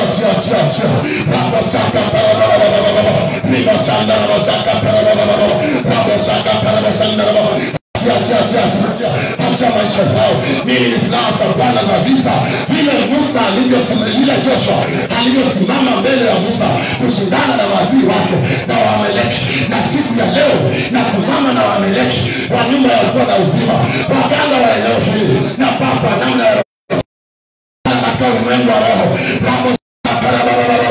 Fanya vita na watawala wa roho, waganga wa eneo hili wanaoshikilia watu katika majumba kwamba wasiabudu Mungu, washambulia kwa damu ya mwana kondoo, na achia mchale katika ulimwengu wa roho, na pasua katika jina la Yesu Kristo, na pasua kwa uwezo wa Bwana.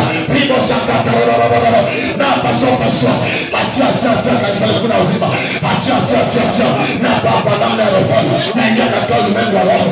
Kila wachawi vikao zao zote kwa ajili ya nyumba ya kuna uzima, na ziendea kwa mkono wa Bwana, na ziendea kwa mkono wa Bwana. Vikao zote la shambulia, silaha zote ambazo umetumia, silaha ya magonjwa na iteketeza siku ya leo, na iweka katika kwa damu ya mwana kondoo. Kila silaha ya magonjwa na ikausha katika jina la Yesu Kristo.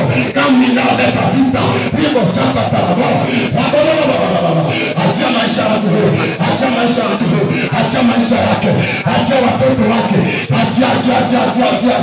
achia tumbo lake la uzazi, achia na washa moto, hauna uwezo siku ya leo, achia maisha yake. Ribo shaka parabo, ribo achia Rabo shaka parabo shandaraba. Ujasiri nilio nao ya kwamba nikiomba kwake kwa ujasiri kwa mapenzi yake atatenda. Rabo shaka ribo shandaraba, Rabo shaka parabo,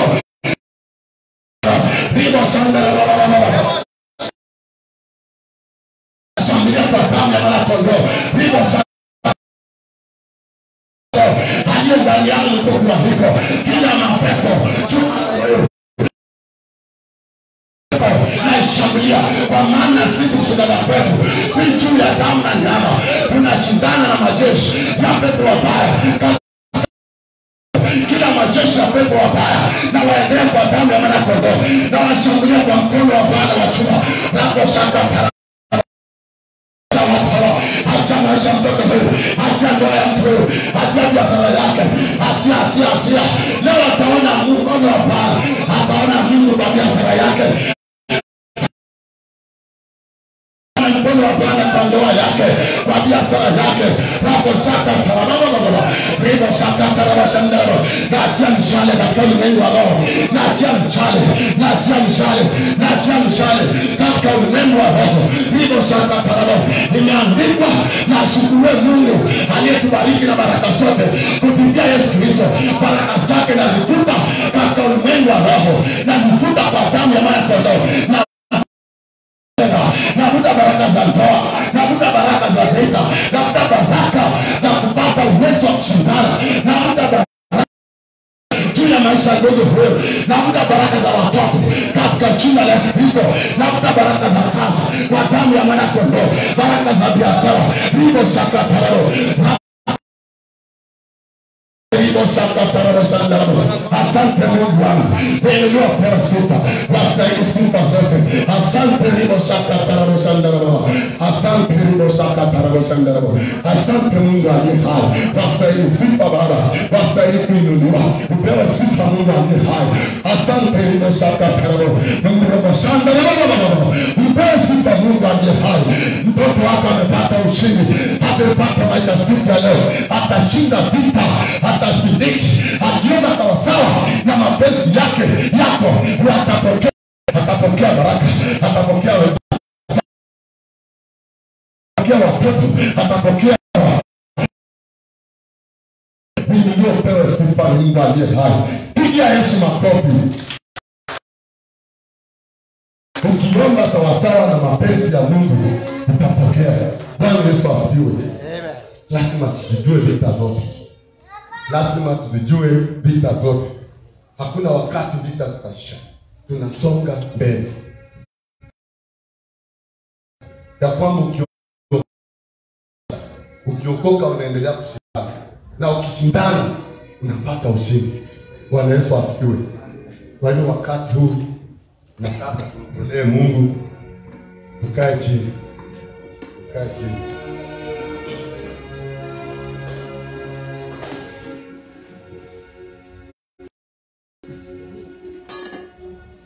Sawa. Tunapoenda kumtolea Mungu, nataka tuwe wakati huo shawa wajipange. Chukua sadaka yako.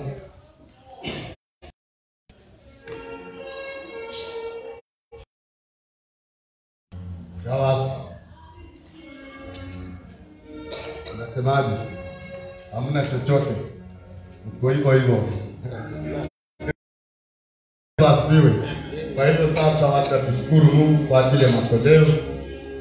Baba Mungu, katika jina la Yesu Kristo, Baba yangu, umetufunza namna ya kushindana, namna ya kushinda. Siku ya leo matoleo ya mtu huyu na inua mbele zako kupitia sadaka hizi, wacha katika maisha yake akaweze kukuona katika yake, akuone katika ndoa yake, akuone katika kazi yake, familia yake, akuone katika masomo yake, akuone katika maisha yake. Mipango ya giza juu ya maisha ya mtu huyu na katika jina la Yesu Kristo. Ribo shaka tarabo shaka na baba. Baba, umetuhesabu kwa sisi ni washindi, na siku ya leo wacha akapokea ushindi. Ushindi katika biashara, ushindi katika ndoa, ushindi katika maisha ya shule, ushindi katika familia yake, ushindi katika afya yake, katika jina la Yesu Kristo. Uliopewa sifa maana na stahili, katika jina la Yesu. Zote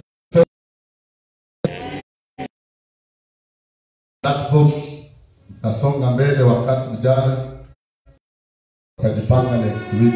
Platform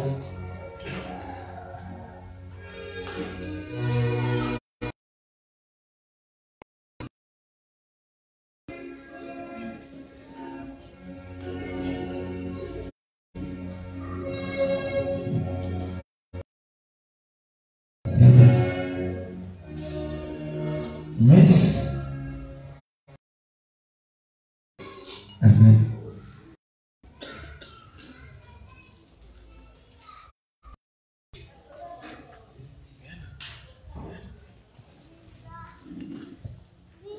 Shangilia Yesu, shangilia Yesu.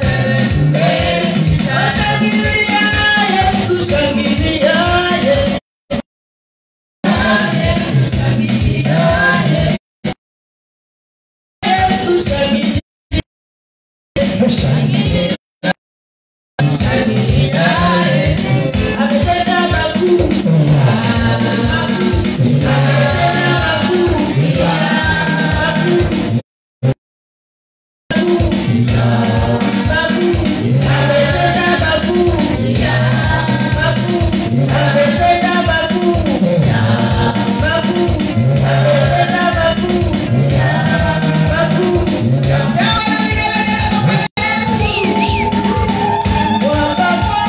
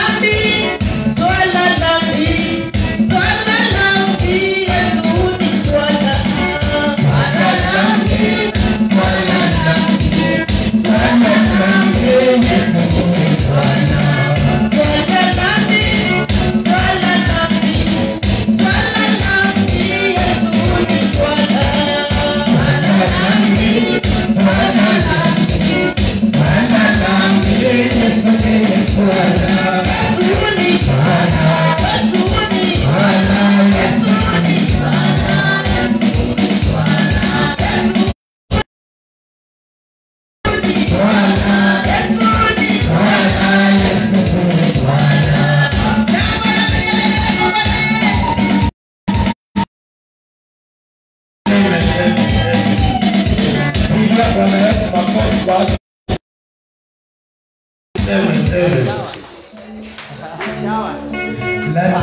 platform. Wapige makofi.